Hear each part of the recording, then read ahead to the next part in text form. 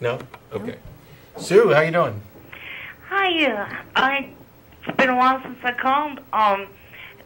Matt, wonderful show as usual. Thank you. Jennifer, I don't actually recall seeing you before. I've been on once before, so this is only my second appearance. The first thing I think I'd like to say, the fascinating part about being on hold for so long is that so much comes up while you're waiting. That you forget what you're talking about. But the first thing I'd like to say is also the least significant. But Jennifer, if you could just look at us a little more often and not Matt and the rest of the people around you.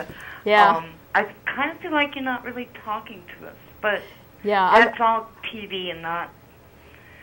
Yeah, I'm also looking straight into the studio lights, so I have to make a conscious decision to look at the cameras here. So. And I'm going to keep looking at the wrong camera because these things, the cameras aren't well identified as to which ones actually. The lights aren't here like they used to be. But. Well, I think it's amazing over the years that a show's been produced at all, considering what we deal with here. But anyway, I wanted to ask, since I don't really know who you are, an extremely insightful and informative discussion. Is that just research on your part, or is it like connected to your field of study? No, I actually have a bachelor's degree in sociology, but I work as an engineer right now, so because that's my master's work. So I totally shifted gears from what I originally started out to do. But no, I got interested in this question, and so I started doing research on it. Cool. I was thinking that the thing that originally I called about was I was thinking, you know, in some ways, religion takes the work out of thought, and it makes it so people don't have to be introspective, and they don't have to look deeply into why I'm doing this or why I'm doing that, and possibly it's because people don't make it through. You know, it's difficult, maybe. I don't know, because I feel like I've gone through the different stages you were talking about. I'm 57 years old, and I became an atheist after being raised in a church when I was like 16. So this has been something I've thought a lot about over many, many years. But it's like you have something to fall back on, therefore you don't even really have to think about it. You don't have to consider the different possibilities of why you're wrong. Yeah. Well, and your comment that religion takes the work out of it, it reminded me of what I wanted to comment on about the conventional morality, which is that theistic morality is basically about law and order. So, you know, you have a set of rules that are handed down to you from a book, which, if you think about it, that borrows from Kohlberg's Stage 1 morality, where there's this fixed set of rules that come down from an authority. I said so. Yeah, and it's a very childish view of moral judgment. You know, I can't violate this because, you know, this is what God wants, and we can't violate God's will. And you know, murder's wrong because God said so. Yeah, well, it's almost like when you're having an argument with someone and you don't have the ability to actually come up with a reason that you believe what you say, and you fall back on, well, because I said so. You know, I mean, more with a child you would do that, but well, I don't know. It seems like it takes away from humanity rather than, I don't know. Yeah.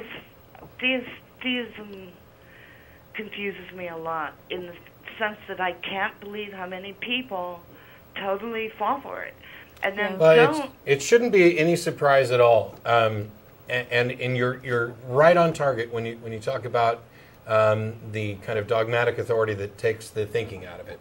I don't want to, you know, just be negative and say, well, we're all, you know, really lazy thinkers. I think it's true, but I don't know that that's necessarily anything to blame people for. First of all, you're pre-wired to rely and depend on authority and accept what they say. This is an evolutionary benefit that is positive, and it's critical to being able to raise children at all. They instinctively rely on their parents. Those are the authority that not just with regard to rules, but with regard to guidance. And this is generally a positive thing. Later on, as you get older, you no longer need that reliance on authority, but now you are pragmatically essentially urged or forced to rely on authority anyway, because we can't possibly have time for each of us to go and investigate everything that exists in the universe. And so I must rely on some authorities who are recognized experts in their fields and trust that, for example, within science, the peer review process acts as a set of checks and balances to ensure that we're getting the most reliable and up-to-date scientific information or understanding that we can. You have to rely on authority. I can't become an expert in astrophysics and biology and all of the other different fields. I have to rely on them. When I have physics questions, I go to physics guys like Mark.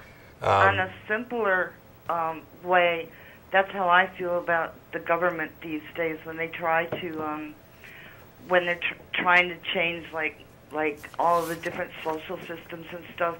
I'm feeling like they want me to be an expert on finances and medicine and retirement and this and that and another thing. And wait a minute, you're making me have to be too much of an expert and stuff. And I agree that we have to have some authorities to go to, but I don't know. Sometimes I'm just really boggled that people don't. There are some things. There are some things, despite our reliance on authority, where a critical mind, a skeptical mind, sees potential problems, and that's where you go and investigate. You hear a certain story, and for whatever reason, because of the way you've tuned your brain, you say something about that's just not right, so I'm going to go investigate further. I don't necessarily know that I trust these people, and I don't, personally I'm saying, I don't advocate blindly trusting people, any authority. I don't either. Question everything, but you don't have time to question everything, so you question the things that are the most suspect. And I think that what I would probably personally advocate the most is training yourself to be able to identify the things that are most suspect by going back and looking at claims that these things have made and whether or not they've borne fruit. And in the case of religion, the answer is no. In the case of psychics, the answer is no. Homeopathy, acupuncture, Reiki, I mean, every freaking New Age woo-woo thing there is, the answer is no. They all fail. They're making money, aren't they? Yes, they are, hand over fist. And Peter Popoff, the faith healer, that James Randi exposed on the Tonight Show 2 decades ago, is back and making more money than ever. Oh no! I don't understand that. It's like Mike Tyson and having girlfriends.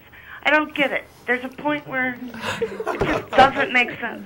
Anyway, thanks, people. I can see a whole other show about instinctual behavior because I don't know how to build a nest, and I surely, couldn't leave a central for my friends to follow. So there's ways that I'm not sure we're as advanced as we think we are anyway.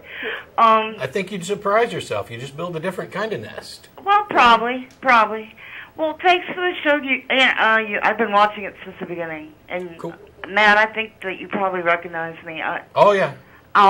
Sunday we'll actually meet in person, but I look forward to it. It won't be today because actually I have to go to a birthday dinner, so I won't be going to Threadgills. Well, but a lot of the other people here will. And so, the odds are still very minimal. But Sunday night.